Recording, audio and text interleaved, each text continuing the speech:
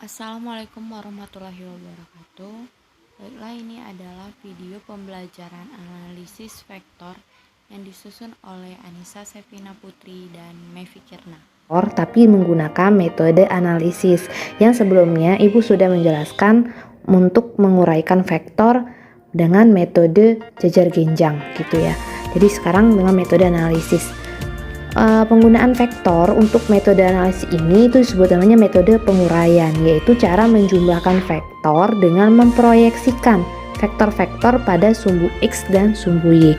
Jadi tujuan dari penguraian vektor metode analisis itu untuk memproyeksikan vektor-vektor, memproyeksikan itu menguraikan ya, vektor-vektor terhadap sumbu X dan sumbu Y-nya.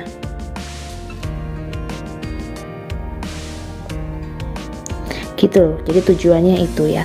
Lalu di mana komponen-komponen vektor itu pada masing-masing sumbu itu dijumlahkan seperti biasa, jadi dikumpulin gitu. Jadi sumbu X dengan sumbu X, sumbu Y dengan sumbu Y gitu. Tapi dengan memperhatikan bahwasannya arah vektornya gitu kan. Jadi kalau misalkan arah vektornya itu ke kanan atau ke atas, itu tanda vektornya akan bernilai positif. Sedangkan kalau misalkan vektornya ke arah kiri atau ke arah bawah gitu kan, maka tandanya bernilai negatif.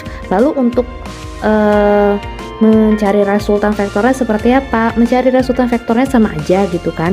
Mencari resultan vektornya kita menggunakan metode yang kita guna dengan metode yang tegak lurus yang kemarin sudah Ibu berikan video mengenai vektor yang menggunakan path simulation itu ya. Jadi penjumlahan vektornya seperti biasa gitu kan, menggunakan metode yang vektor yang tegak lurus gitu ya. Jadi gini, jumlah gaya yang ada di sumbu X dikuadratin ditambah dengan jumlah gaya yang ada di sumbu Y itu dikuadratin gitu ya. Ini kok kurang cakep ya gitu ya. Jadi ini dikuadratin seperti itu. Jadi kayak mana sih maksudnya metode analisis itu? Metode analisis itu sebenarnya gampang gitu kan, cuman hanya butuh pemahaman lebih dan harus teliti aja. Misalkan ini Ibu ada gambar nih gitu kan, ini ada koordinat Y dan ini ada koordinat X, terus ada gaya yang arahnya misalkan ke sini nih ya kan, ini gaya misalkan A. Lalu ada gaya juga yang arahnya misalkan ke sana nih, ini gaya B gitu kan. Lalu si A ini membentuk sudut misalkan ada sudutnya di sini ya kan, terhadap sumbu X gitu kan, terhadap sumbu X. Nah si A ini karena membentuk sudut, maka kita harus proyeksikan atau kita uraikan gitu terhadap apa, sumbu X dan sumbu Y nya gitu ya. Jadi kita bikin dulu garis putus-putus gini yang bentuknya jadi kayak bentuk kotak gitu ya, terus garis yang ke arah sumbu X, lalu garis yang ke arah sumbu Y. Nah ini hasil proyeksinya gitu kan. Lalu besar hasil proyeksinya ini berapa dari si vektor A ini, Nah karena si sudutnya ini ya kan, dia itu menempel pada sumbu X atau terhadap sumbu X, maka si besar gaya hasil proyeksi di sumbu X ini akan bernilai cosnya gitu ya. Jadi si di X ini akan bernilai cosnya. Jadi ini A cos theta. Lalu yang sebelahnya ini nih, yang di atas ini A sin theta gitu. Lalu bedanya gimana sih kalau terhadap sumbu X? Kalau sudutnya ini di sumbu X lah, kalau misalkan sumbunya di sumbu Y gimana gitu. Oh gini, seperti ini. Kalau misalkan sama nih ada gambar juga gitu kan, kok ini nggak lurus ya gitu. Misalkan ini sumpah ini nggak lurus jadi gini misalkan. Nah terus ada gaya juga gini. Oke, ini misalkan gaya A, vektor A sorry. Terus tetanya di sini nih.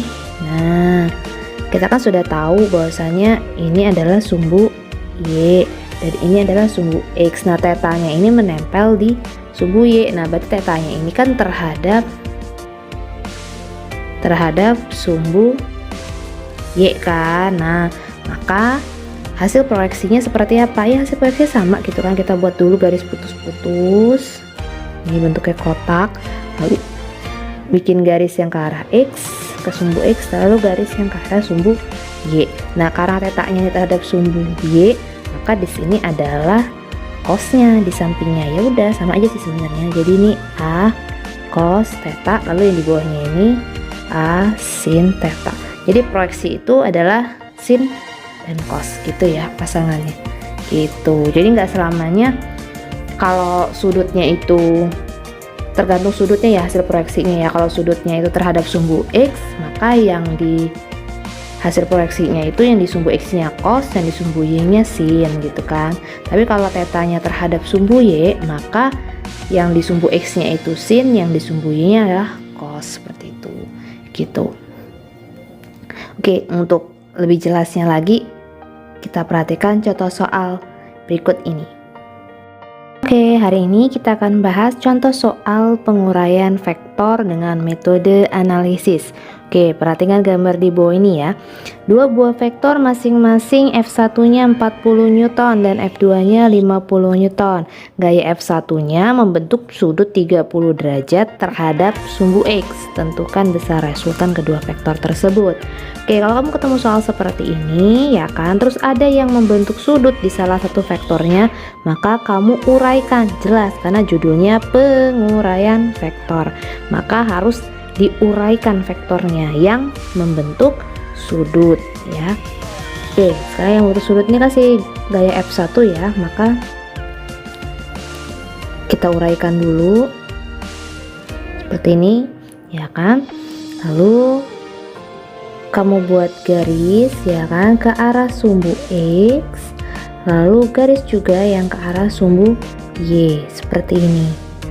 Jadi ada dua buah garis yang ke arah sumbu X dan ke arah sumbu Y. Sebenarnya adalah si F1 ini merupakan hasil penguraian ya kan, hasil penguraian terhadap sumbu X dan sumbu Y. Nah, yang sumbu X ini dilihat karena sudutnya ini ya kan terhadap sumbu X, maka nilai gaya yang ada di sumbu X nya menjadi terurai menjadi ini kan terhadap sumbu X ya, sumbu X, maka dia ini nilainya adalah F1 ya kan cos 30 derajat. Lalu yang sini yang mana? Yang ini yang di atas ya kan. Ini F1 sin 30 derajat seperti itu ya kan. F2 nya tidak bisa diuraikan karena dia tidak membentuk sudut ya. Lalu tahap seperti apalagi yang kedua, kumpulkan gaya-gaya yang ada di sumbu X. Nah, kumpulkan gaya-gaya yang ada di sumbu X. Yang mana ada di sumbu X nih? Lingkarin ya, nih yang di sumbu X. Lalu ini juga di sumbu X. Kita perhatikan ya kan, gaya yang arahnya panahnya ke kanan akan bernilai positif. Nah, F1 cos 30 ini kan arahnya ke kanan, maka ini tandanya positif. Sedangkan F2 ini arahnya ke kiri, berarti tanda dia akan negatif. Jadi gimana? Jumlah gaya yang ada di X sama dengan gaya yang positif dulu ya, dahulukan ya. Jadi F1 cos 30 derajat, baru yang ke arah kirinya min F2. Masukkan nilainya. F1 nilainya berapa itu? 40 Newton ya. Cos 30 lihat di tabel istimewa kamu, nilainya berapa? Ya, setengah akar 3 dikurang F2 nya adalah 50. Oke, mana yang bisa kita coret? Nih ya, 40 bagi 2 itu hasilnya 20. Jadi hasilnya adalah 20 akar 3 dikurangin 50. sampai sini. Nggak boleh dikurangin 20 dikurangin 30 ya, karena ini punya akar sedangkan 50 tidak punya akar, jadi tidak bisa dikurangin. Oke, sekarang sudah di sumbu X, maka lawannya kumpulkan gaya-gaya yang ada di sumbu Y. Oke, yang di sumbu Y mana nih? Oke, yang di sumbu Y hanya ada gaya ini ya, F1 sin 30, sedangkan yang lainnya tidak ada nih di arah bawahnya. Ya udah, berarti jumlah gaya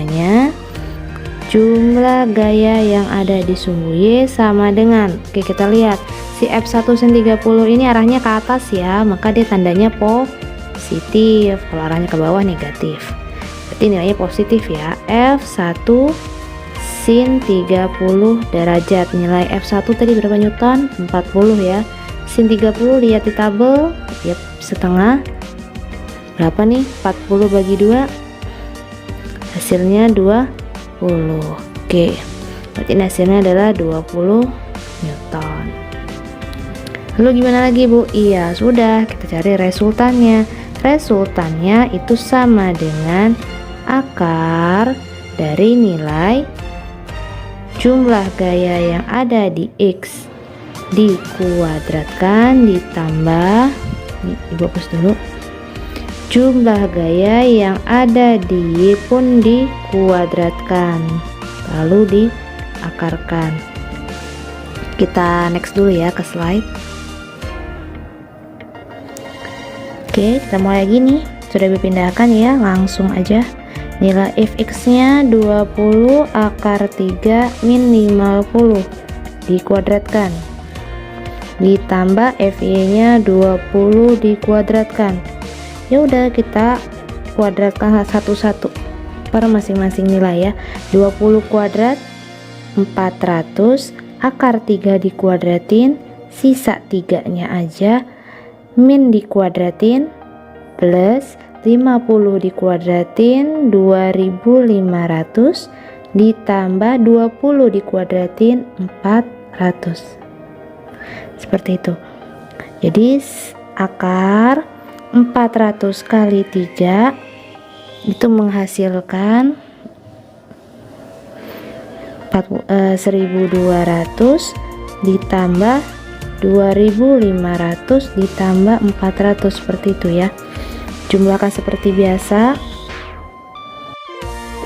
Hasil penjumlahannya sama dengan 4100. 4100 itu kan kalau kita uraikan kan itu sama aja 100 kali 41.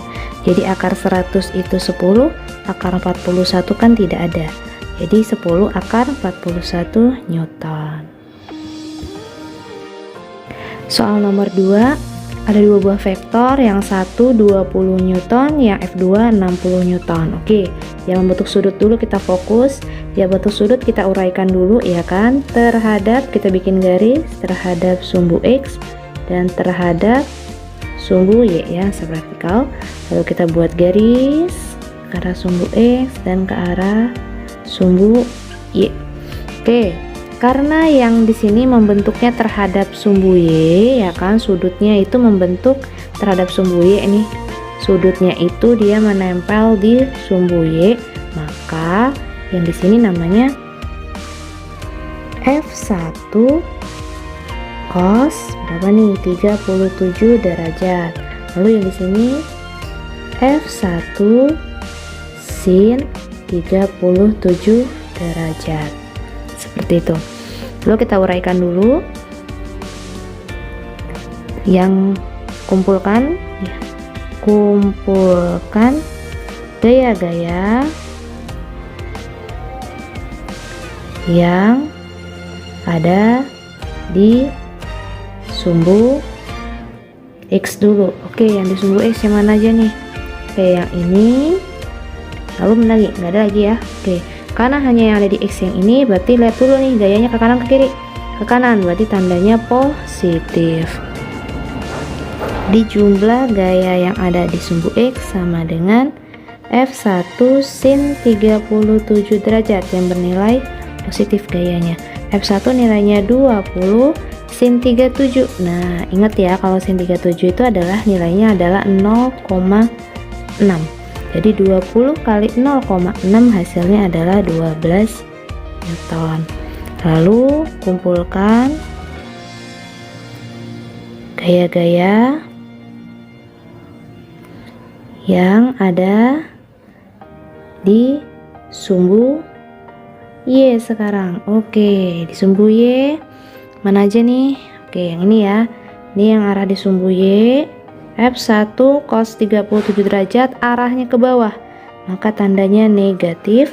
Lalu ada F2 nilainya 60 Newton, arahnya ke atas, tandanya positif. Berarti yang didahulukan adalah yang positif dulu gayanya ya. Oke, jadi ini jumlah gaya yang ada di Y sama dengan F2 karena yang positif duluan. Lalu yang ke arah bawah min F1 cos 37 derajat. F2 nilainya berapa nih? 60. F1 nilainya 20 cos 37. Nah, cos 37 itu nilainya adalah 0,8. Oke, ini nilainya bukan 0,8 ya, tapi 0,6. Kok sama I ya? Jadi nilai gini ya, nilai sin 37 itu 0,6, cos 37 itu nilainya adalah 0,8. 0,8 ya, ini 0,8. Lalu nanti ketemu misalkan sin 53 itu nilainya 0,8, cos 53 nilainya adalah 0,6. Gitu ya cara ngapalnya. Jadi sama dengan 60 min 20 kali 0,8 sama dengan 16.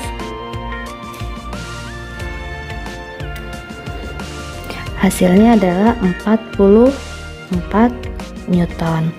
Lalu kita cari resultannya, sama rumusnya. Resultannya sama dengan jumlah gaya yang ada di X dikuadratin ditambah dengan jumlah gaya yang ada di Y pun dikuadratin. Kita next dulu ya ke slide selanjutnya. Oke, kita langsung pindahin ya. Yang X nya adalah 12 kuadrat tambah yang Y nya 44 kuadrat. Oke, 12 kuadrat itu adalah nilainya 144 ditambah 44 kuadrat itu nilainya adalah 1936, menghasilkan 2080. Akar 2080 menghasilkan akarnya hasilnya adalah 45,60 Newton. Selesai.